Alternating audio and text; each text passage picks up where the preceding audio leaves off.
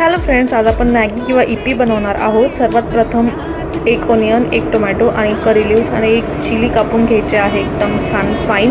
आणि मग medium फ्लेमवर oil किंवा तूप टाकायचं आहे 2 चमचे आणि ते तापल्यानंतर त्यात सर्वात पहिले करी लिव्स आणि कांदा टाकून तो व्यवस्थित परतवून घ्यायचा आहे आणि त्यात थोडेसे शेंगदाणे टाकायचे आहे तुमच्या आवडीप्रमाणे आणि लगेच पाव चमचा मीठ टाकायचं, ऑलरेडी त्यात मीठ असतं।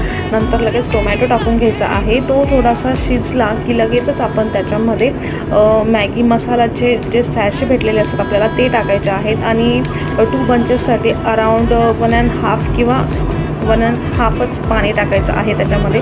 ते चांगलं बॉईल झालं की मग त्याच्यामध्ये ते मॅगीचे किंवा इप्पीचे 2 बंचेस ते टाकायचे त्याच्यामध्ये।